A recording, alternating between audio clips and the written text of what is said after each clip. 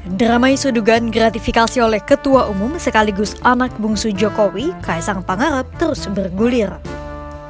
Bahkan bukan hanya Kaisang, Wali Kota Medan sekaligus menantu Presiden Jokowi, Bobi Nasution, juga ikut terseret isu dugaan gratifikasi terkait penggunaan pesawat jet pribadi. Di saat-saat seperti inilah kinerja dan independensi KPK diuji. KPK dinilai ragu-ragu dalam mengusut dugaan gratifikasi Kaisang dan Bobi. Dalam penilaian para pengamat, KPK saat ini berada dalam cengkeram revisi UU KPK yang membuat lembaga anti rasuah itu berada di rumpun eksekutif. Namun, di lain sisi, desakan masyarakat semakin menguat. Lantas KPK harus bagaimana ya, sahabat Kompas.com?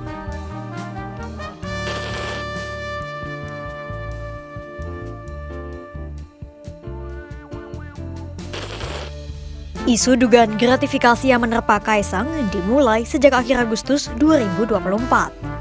Mulanya, pada 30 Agustus 2024, Wakil Ketua KPK Alexander Marwata menyatakan pihaknya akan mengirim surat undangan klarifikasi kepada Kaisang. Namun, Alex saat itu mengaku tak mengetahui keberadaan Kaisang. Publik pun mencari-cari keberadaan Kaisang yang lama tak terlihat di muka umum. Ketika publik mencari keberadaan Kaisang, Bobi pada 3 Agustus 2024 mengakui dirinya memang menggunakan pesawat jet pribadi. Namun, Bobi mengeklaim penggunaan jet pribadi itu sama sekali tidak menggunakan dana APBD. Hingga akhirnya, keesokannya pada Rabu 4 September 2024, akun Instagram PSI tiba-tiba mengunggah kegiatan ketua umum mereka di kantor DPP PSI Jakarta. Pada hari yang sama pula, KPK membatalkan pemanggilan Kaisang untuk mengklarifikasi penggunaan jet pribadi. KPK kemudian mengalihkan urusan penggunaan jet pribadi oleh Kaisang dan Bobi dari yang semula ditangani Direktorat Gratifikasi ke Direktorat Penerima Layanan Pengaduan Masyarakat atau PLPM KPK. KPK pun menyebut ada sejumlah langkah yang telah KPK lakukan usai mengalihkan laporan ke Direktorat Aduan Masyarakat. Ada dua alasan mengapa KPK mengalihkan ke pengaduan masyarakat. Alasan pertama, agar Kaisang tidak perlu terburu-buru datang ke KPK untuk mengklarifikasi dugaan gratifikasi. Karena kalau laporan ditangani oleh Direktorat Gratifikasi, maka terduga penerima gratifikasi harus diklarifikasi maksimal 30 hari setelah gratifikasi diterima.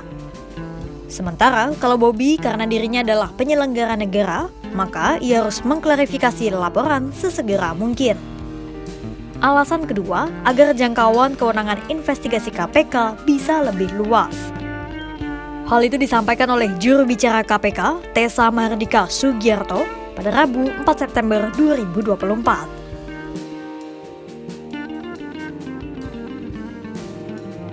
Meski dialihkan ke aduan masyarakat, namun Tessa selaku jubir KPK tak menyebut berapa jumlah laporan dan aduan yang masuk serta siapa pelapornya.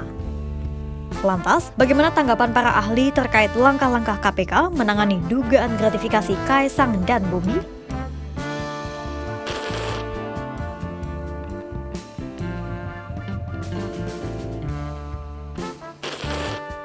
Pusat Kajian Anti Korupsi atau PUKAT UGM menilai KPK terkesan gamang alias ragu-ragu dalam mengusut dugaan gratifikasi penggunaan jet pribadi oleh Kaisang dan Bobi.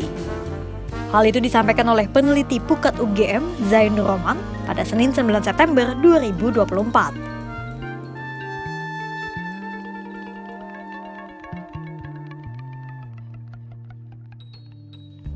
Sebenarnya, pengalihan kasus dugaan gratifikasi Kaisang dan Bobi ke Direktorat Aduan Masyarakat justru melahirkan kepastian dari sisi hukum karena adanya keterbukaan proses pengusutan kasus tersebut.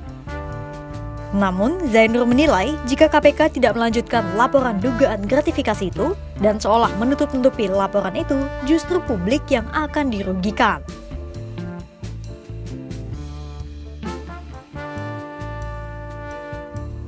Senada dengan Zainur, Koordinator Indonesia Corruption Watch, Agus Sunaryanto, menyebut bahwa KPK saat ini tengah berada dalam dilema.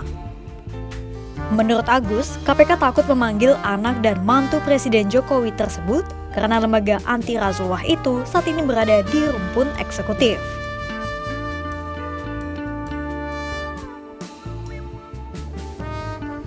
Menurut Agus, seharusnya KPK tetap mengirim surat undangan klarifikasi kepada Kaisang dan Bobi, seperti dulu KPK memanggil besan Presiden SBY, Aulia Pohan, terkait kasus aliran dana Bank Indonesia. Agus menilai, di tengah situasi KPK yang maju kena, mundur pun kena, lembaga anti rasuah itu seharusnya maju saja sekalian untuk menindaklanjuti dugaan gratifikasi ini. Bagai terjepit di antara kekuasaan dan desakan, KPK berada dalam situasi pelik. Usai laporan dugaan gratifikasi dialihkan ke Direktorat Aduan Masyarakat, KPK diharapkan bisa lebih transparan dalam memproses laporan yang masuk. Lantas, akankah KPK berani menjawab tantangan dari publik untuk bisa mengembalikan independensi sebuah lembaga anti rasuah? Simak terus perkembangannya hanya di kanal YouTube Kompas.com.